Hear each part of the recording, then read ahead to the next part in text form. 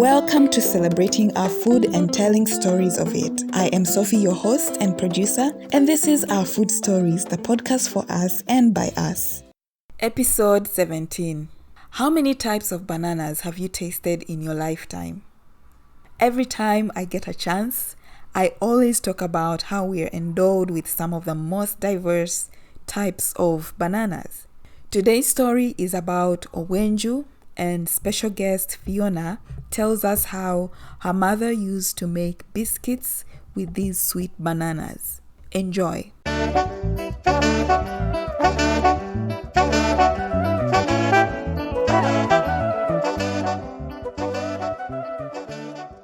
Hi, my name is Fiona. I have thoroughly enjoyed listening to the other episodes of people sharing their food stories from their childhood. My mouth, you wouldn't believe, has been watering, and I absolutely love to hear more stories, but eat some of the food that's been shared. The one that really fascinates me is the stuffed pumpkin. I'm just imagining that. But anyway, I digress. My story is from my childhood, and it's a story of baking. My mom is a fantastic baker, and that's how I learned how to bake. A bit of a background to myself. I grew up in Toro, the beautiful Toro. My dad was Toro, and my mom is Irish. And we did a lot of baking when I was growing up. We did a lot of baking at home, and mainly because my mom grew up on a farm. Her own mother, my grandmother, was a fantastic cook and used to bake a lot. So my mom obviously is a great baker. In fact, she was known in the neighborhood for her baking skills. And very early on, I learned how to bake, and so did one of my brothers. We used to watch her decorate wedding cakes, learned how to do all the food coloring. And we used to also fight over the ice, when you mix all the icing sugar and the leftover. So when the cakes were decorated, we would fight over the spoons, just to lick the spoons.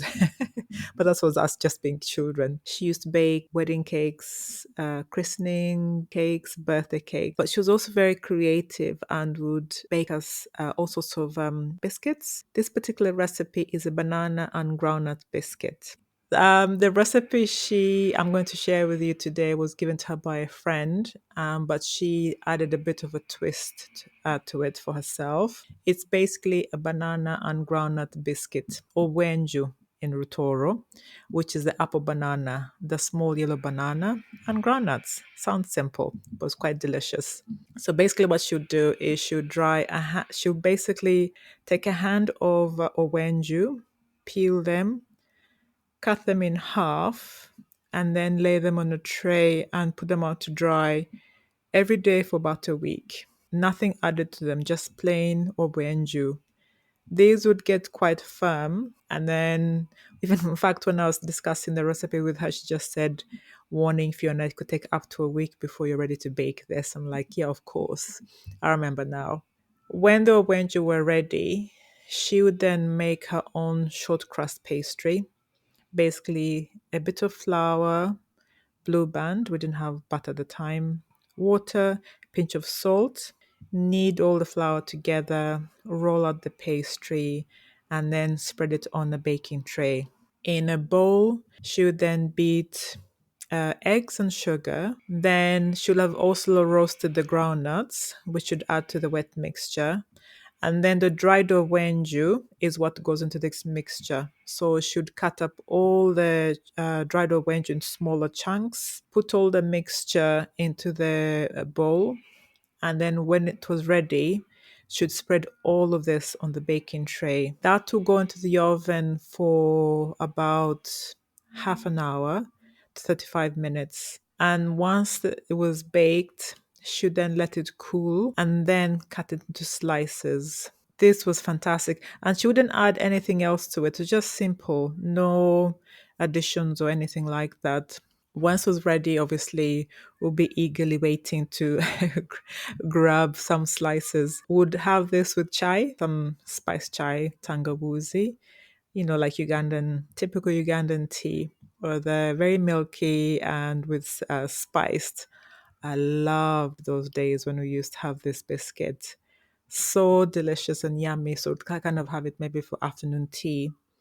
And I always remember I loved sharing these ideas or recipes with my friends also when they came round. But it was just fond memories of baking and how easy it was. So that was my little story. I will share the recipe as well with Sophie for anyone who's interested. And it'll be interesting to see what people think if you try it out.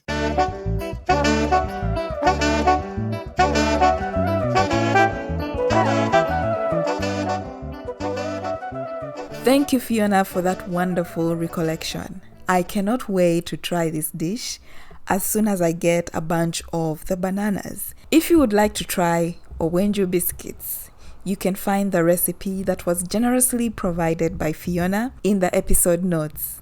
Fiona is a podcaster herself, and in her own words, she tells us what she does. I have a podcast called Abwoli Diaries Podcast, which I started last year and mainly focuses on women's health, women over 40 in particular. It's exploring alternative health modalities that we can use to support our health. And I bring guests on who are experts in their field, come and share their knowledge and expertise. A lot of these things I've tried myself. I've read the books and then invited the guests onto the podcast to share their views and ideas. So that's a bit of a kind of a side thing I do. And please do check it out if you're interested at warriordiariespodcast.com.